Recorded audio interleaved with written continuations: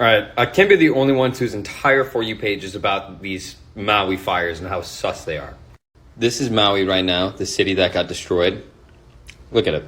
I've seen countless videos of this direct energy weapon just laser beaming from the fucking sky in a blip of a second, starting massive fires. It is a literal thing. It is a literal patent. Directed energy weapon. They don't want you to know about this. Here's what the guy looks like. Just shoots beams out of the skies, bro. And here's another image. And here's a street in Maui right here. Here are what trees actually look like after a natural forest fire. Have you guys ever driven through like Colorado or Oregon and seen like the tree? It literally looks like apocalyptic. Again, here's Maui. Look at this. And look at this. I said I wasn't going to post any more theories and shit like this, but how do I ignore this? How am I supposed to like just allow them to laser beam an entire island and not say shit?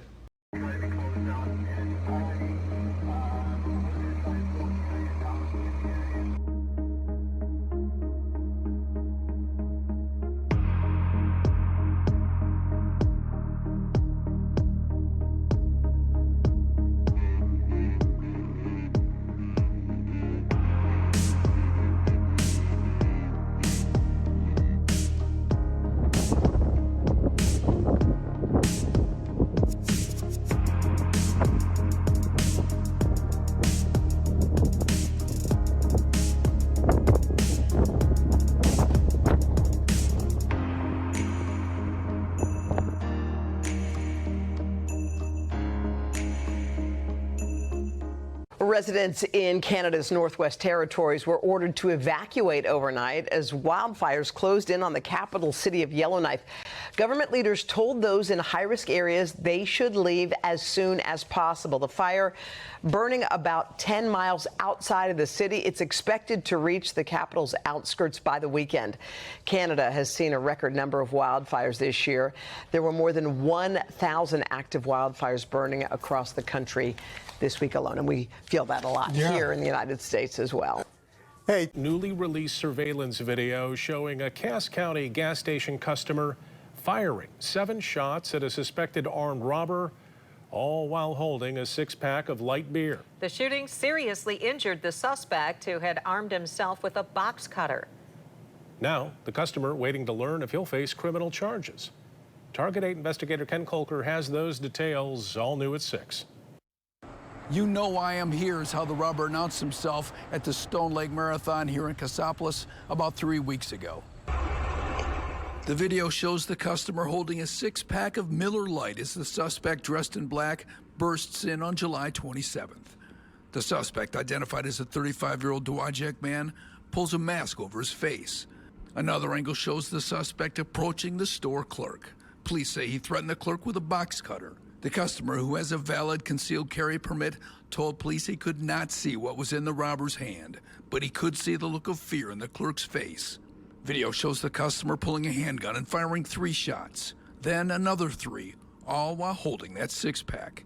It appears one of those shots hit a liquor bottle.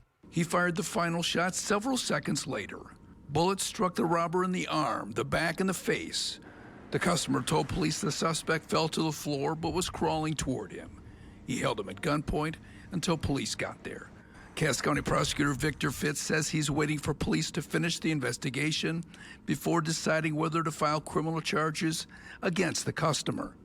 3 Bayside supermarkets have been targeted and trashed by a group of young thugs, with one warning a worker he was armed with a knife. Tonight, police are still searching for the group and the dark-coloured cars they took off in. Stephanie Anderson has more.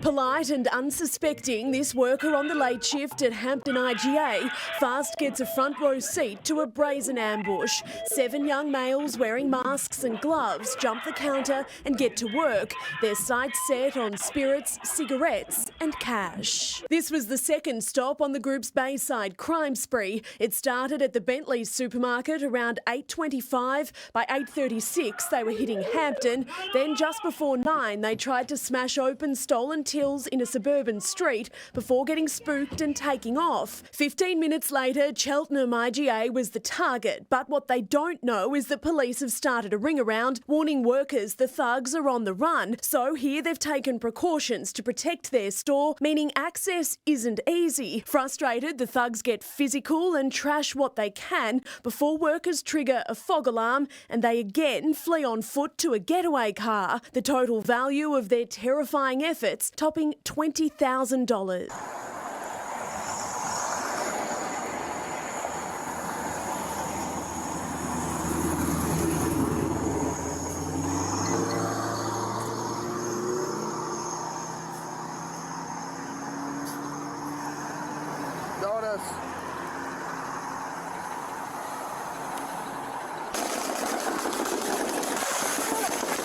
Central, we got shots fired. Central, we got shots fired. Central, we got a man with an AK-47. He's shooting at us. We're at that.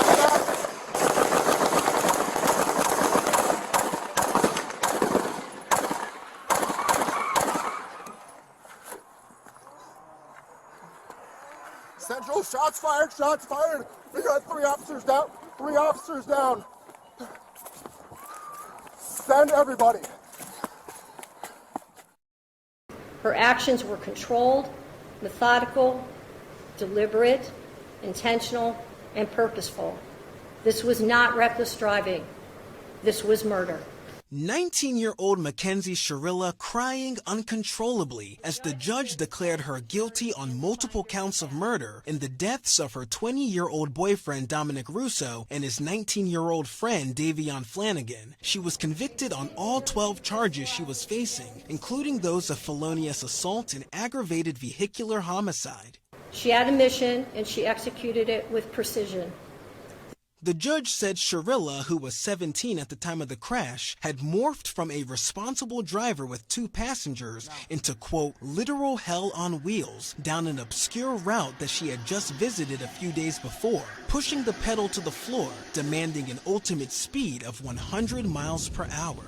The intent was obvious upon seeing that video that there was only one goal, and the computer demonstrated that there was no attempt to slow down or stop, that it was full speed into a building, and tragically it cost 2 people their lives. The prosecution says Sharilla crashed the car in July 2022 to end her toxic and tumultuous relationship with Russo, and that Flanagan was just backseat cargo. Flanagan's mother telling us today she agrees with that take. We are just thankful that we feel justice was served today. There's not a day that goes by that we don't miss our son, and justice was served for him today. But honestly, there's no winners here. There's no winners here today.